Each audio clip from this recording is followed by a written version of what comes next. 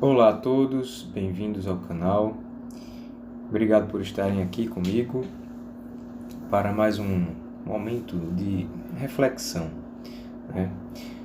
Primeiramente, eu queria dizer que a reflexão de hoje não é algo meu, algo sobre mim, né?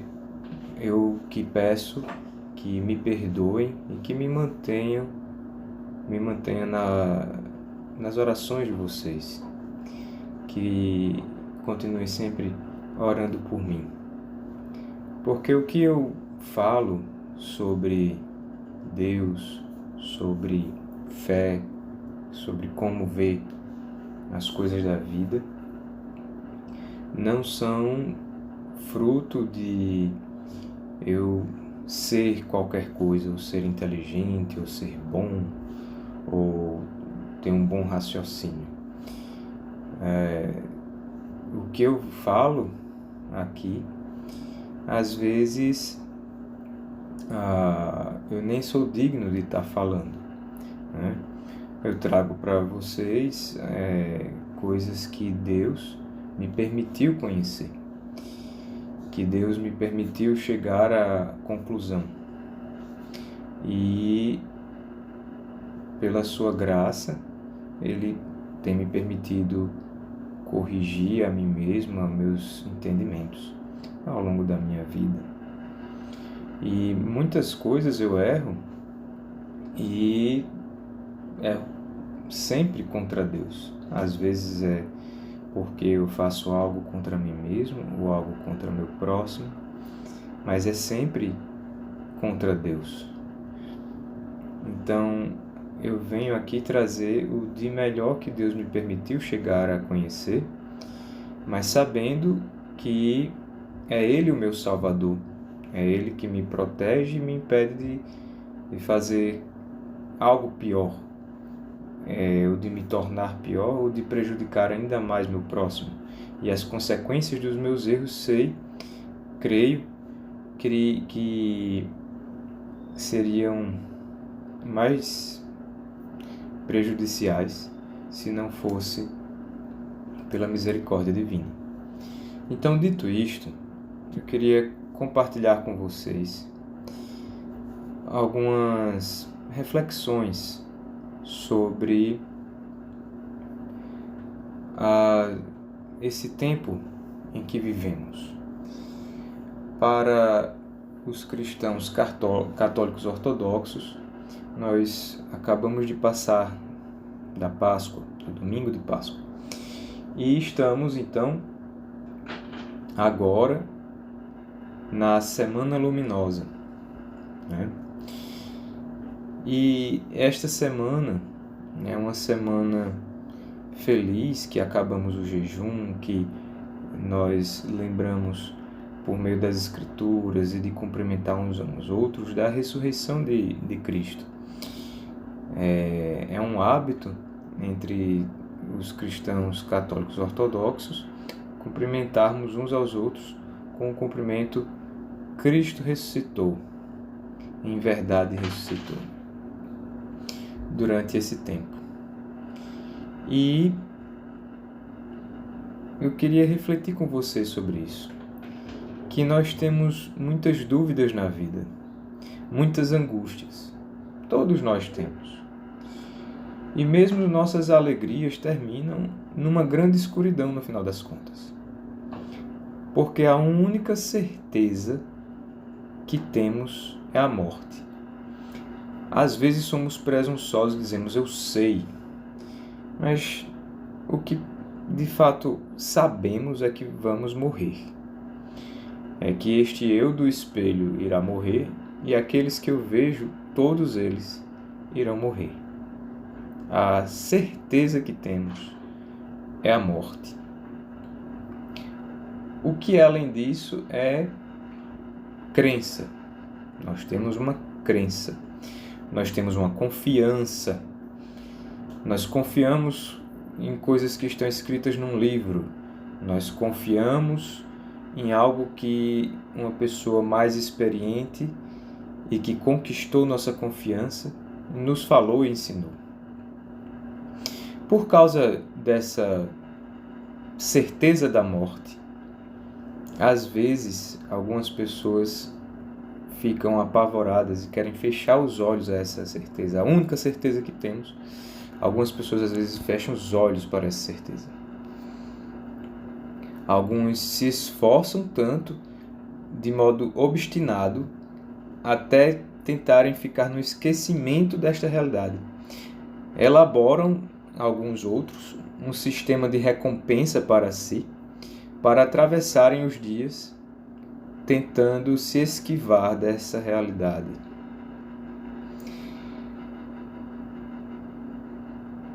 Tentam também alguns viver longos dias, tomando suplementos, fazendo cirurgias, tomando injeções, fazendo exercícios, vários tipos de tratamentos, para conseguir viver muito tempo e debelar essa morte que se aproxima.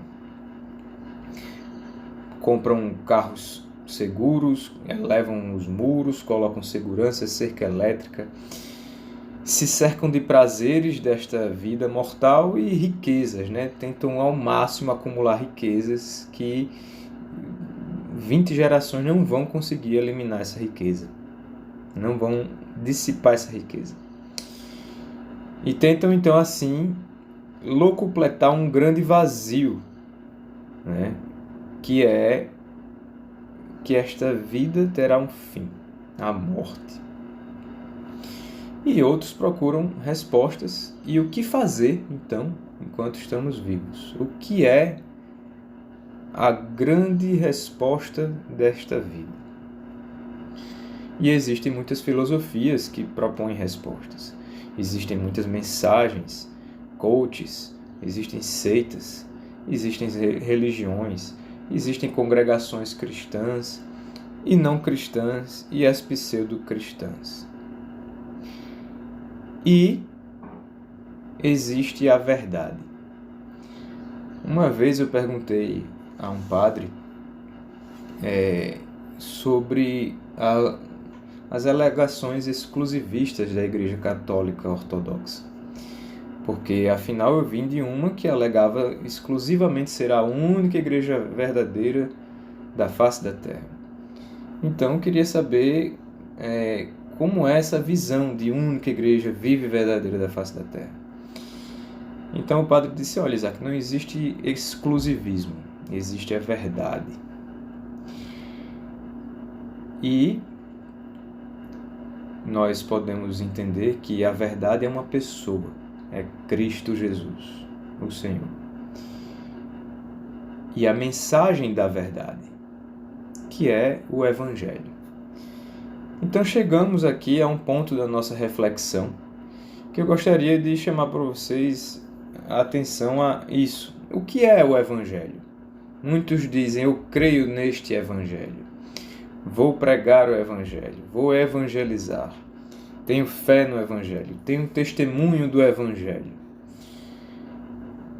Literalmente, a palavra Evangelho vem do grego euangelion.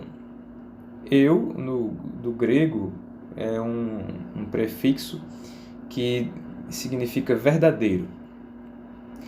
E angelion significa mensagem. Aliás, queria acrescentar que anjo vem também dessa mesma palavra, angelion, que é o mensageiro, anjo, angelos. Tá? Então, euangélio, em português, nós pronunciamos evangelho. Então, é daí que vem a palavra evangelho, tá? A verdadeira mensagem. A mensagem em si, Jesus revelou. Então, queria refletir junto com vocês que estão me ouvindo o seguinte: imaginemos ou tentamos nos colocar na situação daquela pessoa que vivia no tempo de Jesus, viu ele passar por ali, naquela rua. E olhava a pregação de Jesus, via o que Jesus fazia, via multidões seguindo ele. Então, essa pessoa perguntou: este homem é alguém que eu posso acreditar?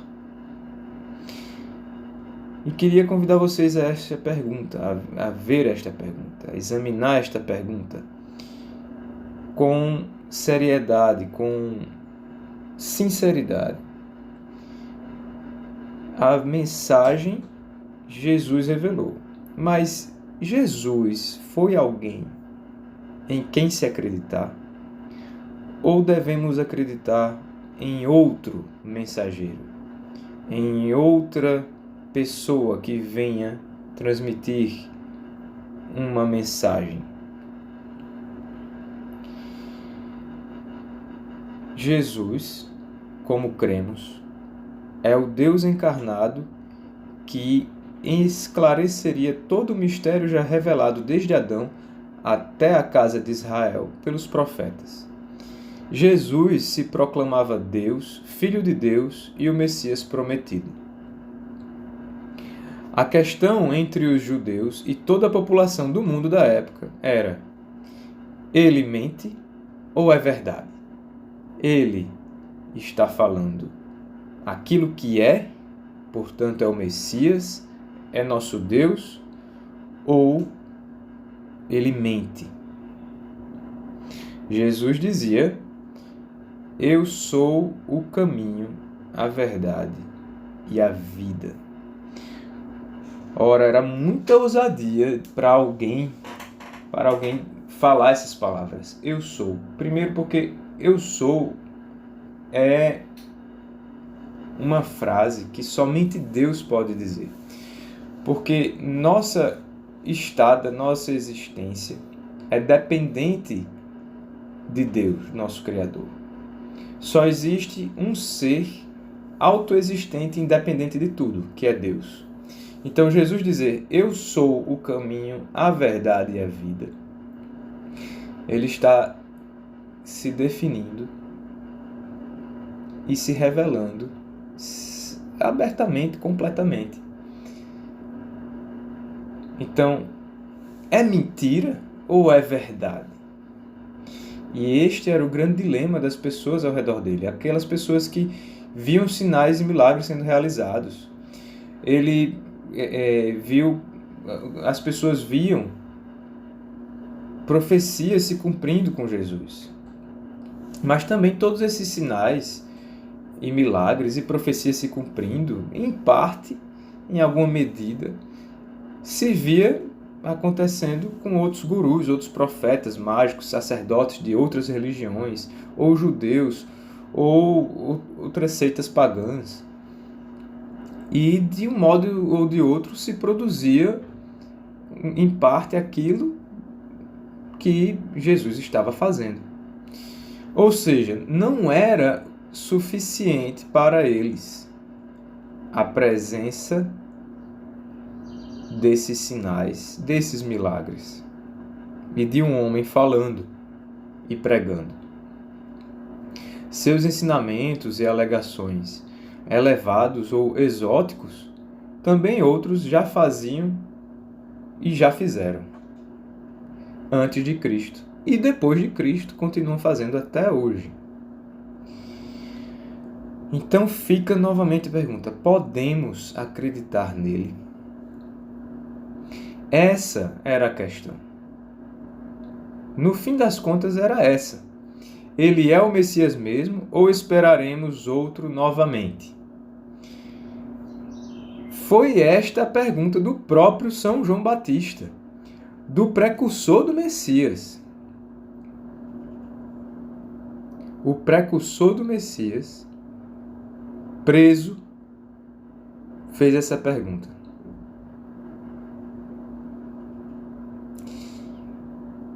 Então, essa pergunta de São João Batista não era uma pergunta de curiosidade. Essa pergunta de São João Batista era uma pergunta sobre ele mesmo.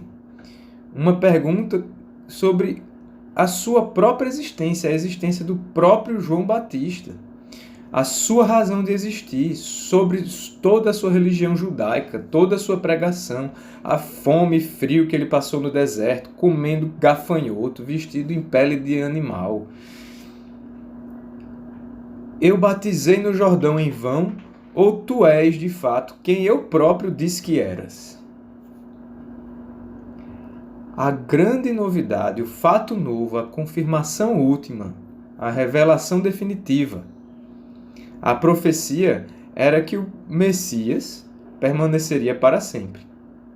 E então, os discípulos e seguidores veem ele sangrar, cansar, ter fome, sede, ser rasgado, perfurado e morre. E morre. Então acabou.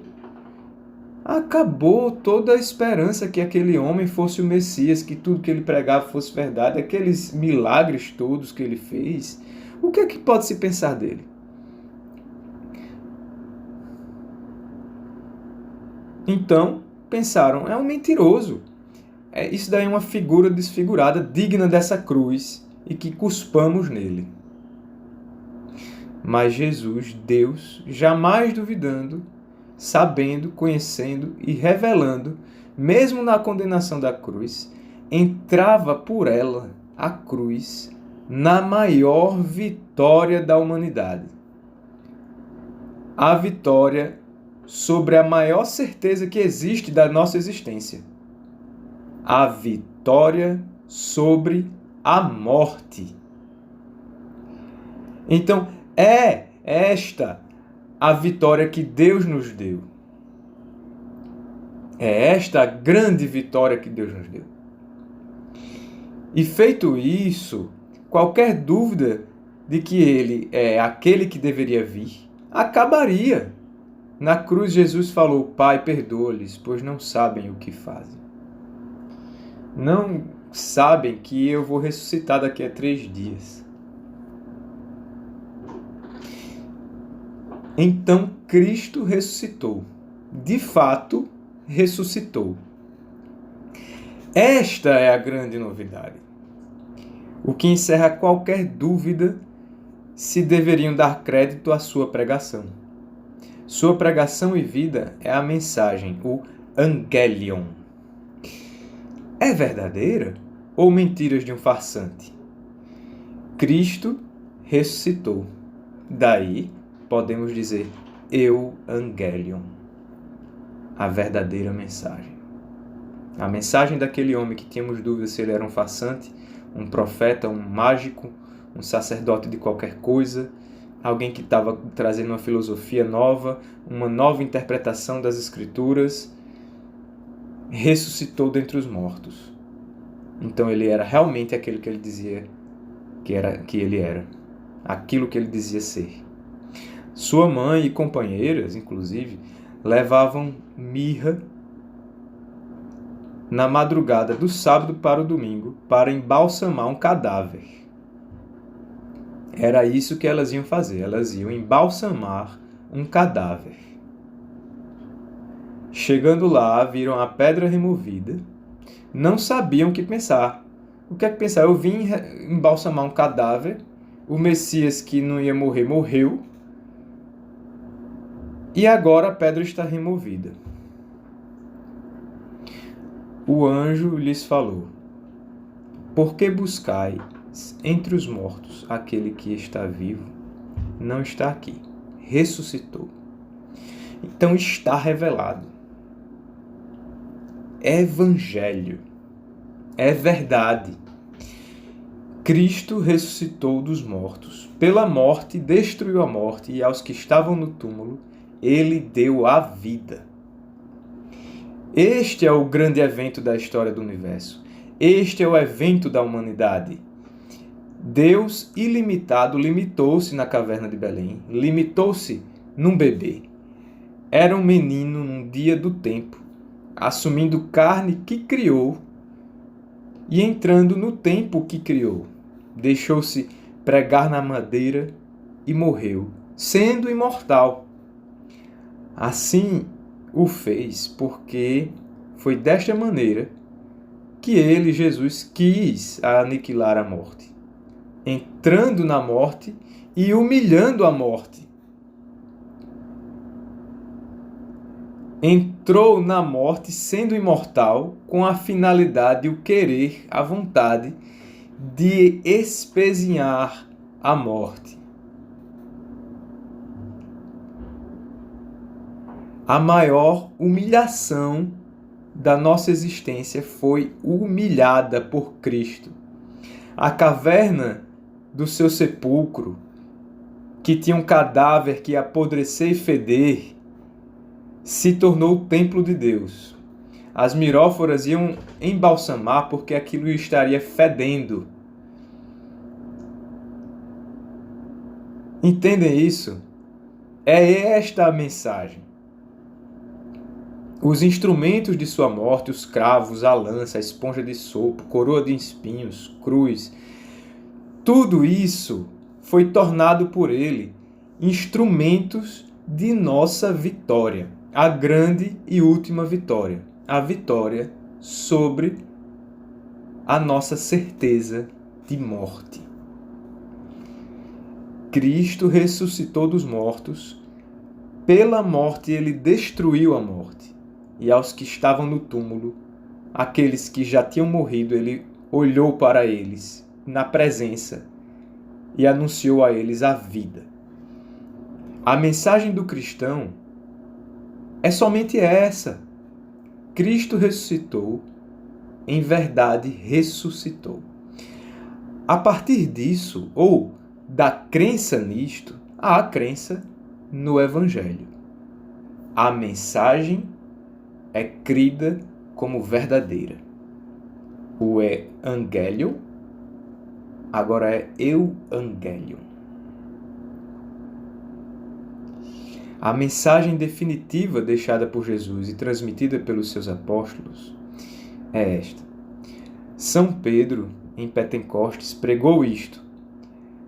Aquele que matastes ressuscitou. Ao que quase 3.000 pessoas perguntaram, o que fazer agora? Ora, isto é verdade mesmo, então o que fazemos? A gente larga tudo, todas as crenças, tudo que a gente fazia antes, a gente larga.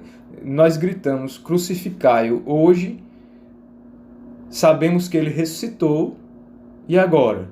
O que vamos fazer? E aí, São Pedro falou, arrependei-vos e cada um de vós seja batizado em nome de Jesus Cristo para a remissão dos vossos pecados e recebereis o dom do Espírito Santo, pois a promessa é para vós, para os vossos filhos e para todos os que ouvirem de longe o apelo do Senhor nosso Deus. Salvai-vos do meio dessa geração perversa. Então, meus amigos, mais de 2.000 anos se passaram e nós podemos perder o fio do tempo, perder a ligação que tínhamos com essa história. Mas a questão que temos por responder hoje é essa. Cristo ressuscitou não é outra coisa. Não é se o homem veio do macaco, não é outra coisa, não é, será que tem vida em outros planetas? Será que o Big Bang é verdade? Será que aquela religião, ou esse milagre aconteceu, ou se eu tenho um testemunho? É essa. Cristo ressuscitou. Então, pare o que você está fazendo e vá investigar isso. Vá ter certeza disso. Vá crer nisso.